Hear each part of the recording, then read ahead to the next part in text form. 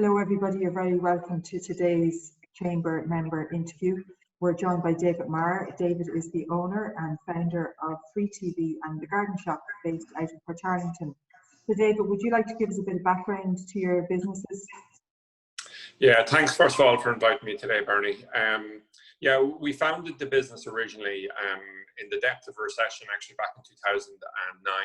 I'd been working doing satellite installing business, and indeed we had a garden business as well. We're doing a lot of landscape cooking, and they actually proved to be reasonably profitable businesses throughout the recession, or throughout the boom.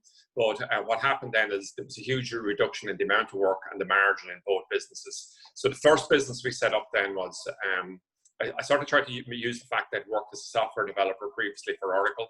So we decided to set up an online business selling the type of equipment I was buying and hopefully bringing it into Ireland and selling it at low prices, because there was nobody really doing that. And initially our entire focus in the business was just to build business. We sort of started a mentality that we didn't really have a right to make a profit initially, simply because we weren't doing it in scale.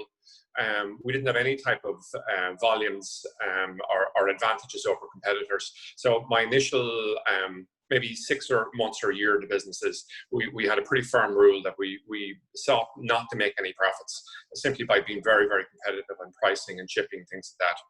And as the volumes grew then, we thought that that's the best way of growing into profits. So that type of model brought us from zero to maybe about €1 million turnover in about 14 months or so.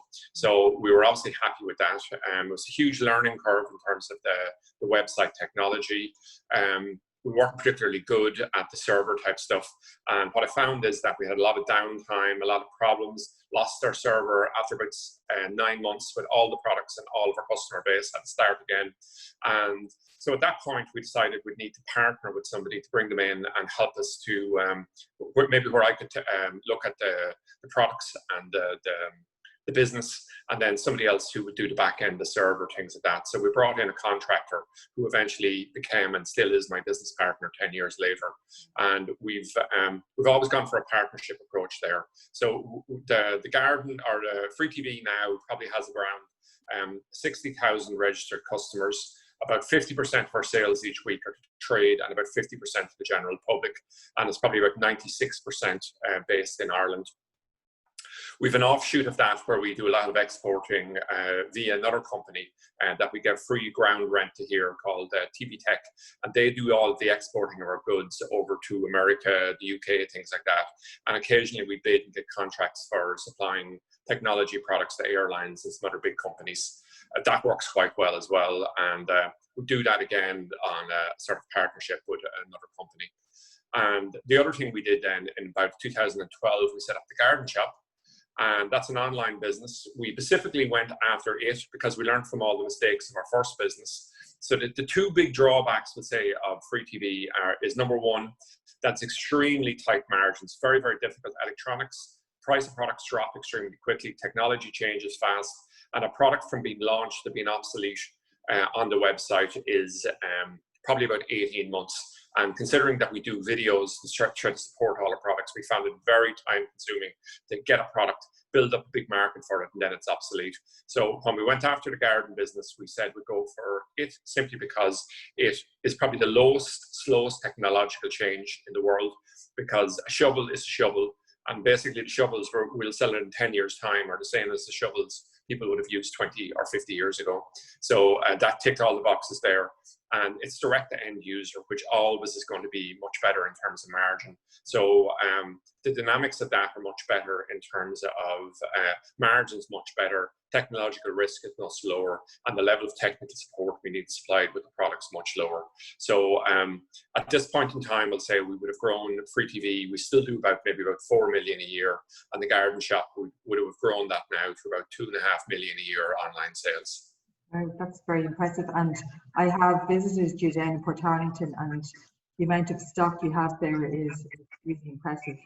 So in terms of your experience through this pandemic, has been slightly different to a lot of other businesses. Would you like to give us a bit of background?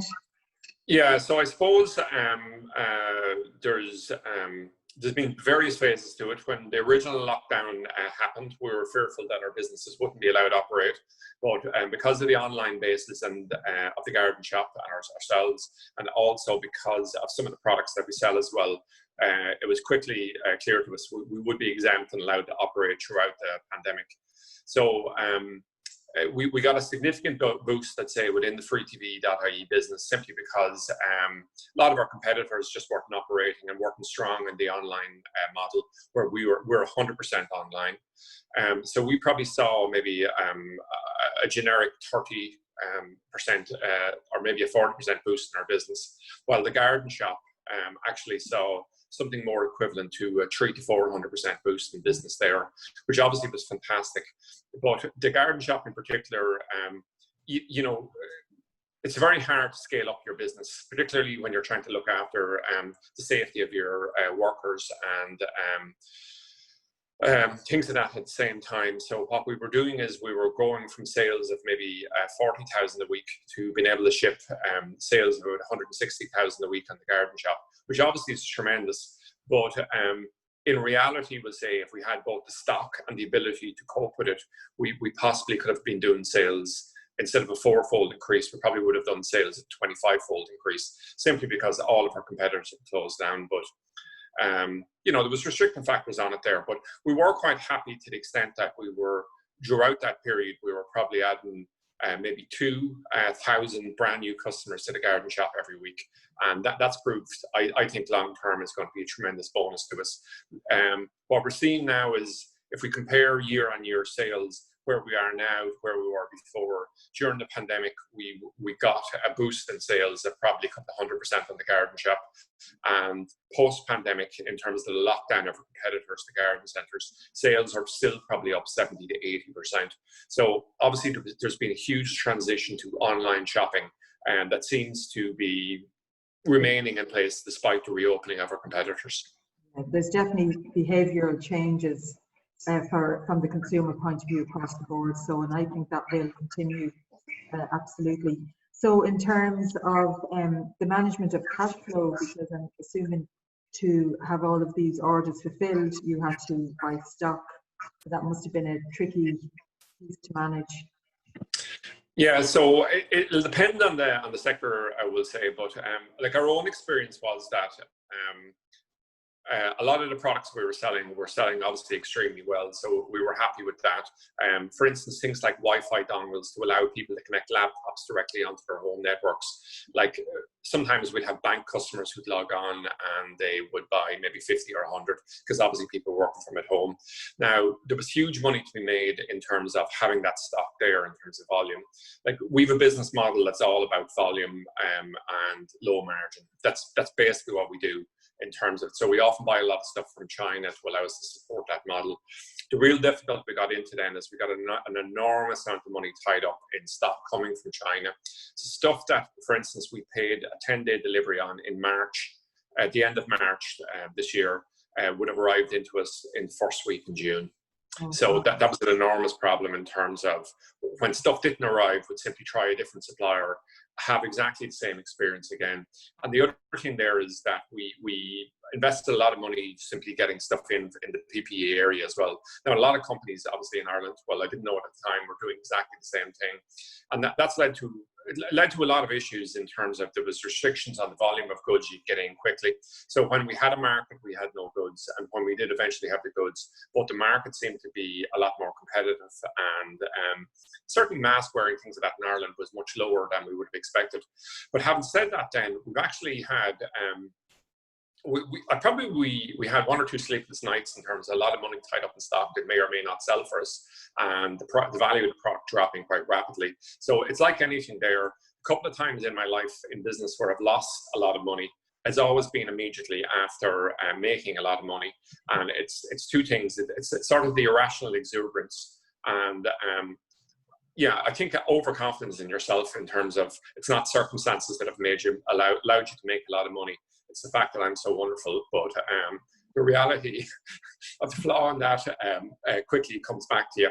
So what we've actually done in relation to that is we analysed who in the marketplace might buy the products we had and who was purchasing from our website. So we did a lot of price checking, and we did a direct mailing campaign to about 12 to 15,000 companies in Ireland, and it allowed us to grow sales in the area of stock that we had sitting here by probably 300 to 400%. So over a space of 2 or 3 weeks. So we used, I think it's, I'm going to mispronounce her name, but Makia printing over in Portlaoise. Yeah. Yeah, we found them absolutely brilliant. Absolutely brilliant. The quality of the work they did for us, the turnaround time, the prices they were able to offer us. Like if you go down and buy a stamp, off the post office, you have to apply it and all the rest of it. It's €1 to buy a stamp. If you're getting them to frank them in bulk for you, it's 72 cents. So it's actually considerably cheaper to use them, faster, and all the labor that we were doing in-house and things like that, all gone. So they were giving complete solutions to us with fast turnarounds. So we were really thrilled with those, and it worked tremendously well for us now. We did it in batches of different sectors we in, that some proved very poor in terms of the products we're selling, but others proved tremendously good. So that's proved to be things like, one of the things I suppose I found most amazing in terms of the key advantage you normally have if you try to run your business well, I would believe, is that if you keep yourself in a cash rich scenario, when an advantage comes along or an opportunity comes in business, you're able to act on it in a big way, and hopefully get lower prices on that basis. But we'll say some of the, number one is if you have, you cannot analyze the market properly and go and rush in and be sorry afterwards, number one. But number two, particularly with technology products or in times of shortages, you would want to have some idea before you go purchasing of what the baseline market price was before the boom, because it'll give you a much better idea of where the price might end up subsequently. Like one of the products that we sell, and we sell quite profitably on our website, we've seen the price of it drop over the last probably the last 8 weeks, from a price of $60 down to less than $8. And when we checked the baseline price of that product before we'll say 4 months ago, before there was a crisis, was probably something closer to about $5. And simply what happened in China is prices went up by over 1,000% in the space of a week or two. And there would seem to be no real competition within the Chinese market. Everybody seems to be charging almost exactly the same prices, which for me always is a bit of a worrying sign in terms of how the prices are being controlled. But so that's been a bit of a lesson for us. But overall, I think we could have certainly handled it much better in terms of purchasing thing and where we invested our resources. But the mood I'm in now, compared to how dark things were 3 or 4 weeks ago, when I felt I'd made a horrendous mistake, is much better, simply because we've managed to massively grow our marketplace for our products. And we believe once we're over, we'll say, an excess stock thing, which will probably take a couple of months to get through, we'll have built a valuable market that we hadn't got before. Yeah. But it sounds like you do react. You're not just going to sit and know or worry you've made a poor decision. You're reacting to that and making a change and turning it around. Yeah, I think that's it. Like, your initial reaction is to look for a white knight, or a knight on a white horse to ride in and give you great money, or to obsess about what did I pay for it? I want that amount of money back. Mm-hmm. And you don't need to read too many psychology books to know that's a pretty poor approach to business, because things are worth what it's worth. That's just it, So money is made and lost on the day you buy, not when you sell. So you just have to accept the decisions and move on. I think we'll say, once you're in business and you have a few successes on your belt, I think it's a lot easier to take kick in the teeth. And even when you know it's entirely your own fault for making mistakes, you can just say to yourself, well, at least I know I'm not completely stupid because I had a few successes before, where if you're starting out in business and things like that, or in a career, and something goes horribly wrong, I think particularly if you're conscientious, it's horrendously difficult, because it's just, I think it comes out down to the concept of internal consistency, where you're clever, you're hardworking. So how is this a disaster? And it's just very hard to square that circle, where if you're in business a bit longer, then you just realize that's the way things go. I think that's called bounce back ability, which I'd say you have in spades. So in terms of your future plans, you're not the type of person that stands still. You have some plans for the future. Yeah, well, I mean, the funny thing is, in terms of our dealings with the airline industries, we had actually about 10 million euros worth, which is a lot of turnover to us, I can tell you, sales this year lined up. And indeed, myself and my business partners have discussed who could have a better customer than the airlines. Okay, but that's that's proved not to be proved to be the case there. So we're what we're saying. I think what we want to do now is. Even when I have great opportunities in the future, I think I'll be more cautious in terms of maybe try to have a number of different schemes on the go. The way we've structured our companies here is we set up with, say, Free TV, which has been and remains our main business. But the garden shop is quick growing on that, has a different shareholder structure. And then we have a property businesses for a number of commercial properties. So I just think it's important to do that in terms of dividing out your risk, because things can go horribly wrong. And, you know, you can come along and you can say afterwards, well, it went horribly wrong because of this guy or that guy. But ultimately, you know, success and failure and the ability to protect yourself really comes about the decisions you make in good times, where you're planning for the bad times that may come. So our online businesses, that we see a great future for those, but we're also very, very keen to proceed with, we've applied for planning permission for what hopefully will be a €2.5 million 4-acre garden centre here in Port Harrington. So we want to have it on a very strong eco sustainable footprint. So I know that they can be sort of flashy, trendy words, and people who might be into all types of egalitarianism, that will be trendy next week. But for me, we'll say the green agenda has always been a huge thing. I'm a keen vegetable grower. I go everywhere on my bicycle. I've been a long-time member of the Green Party. And what we really want to do is, I think when you're down in a country area like we are here in Port Harrington, you know, constantly we'll say you could look, and I visit other garden centres and the discretionary spend that is up against us, all the rest of it, and bemoan will say what we have. But what we do have here in Port Harrington is our own location here on the Dublin Road is quite high profile for the Port Harrington area.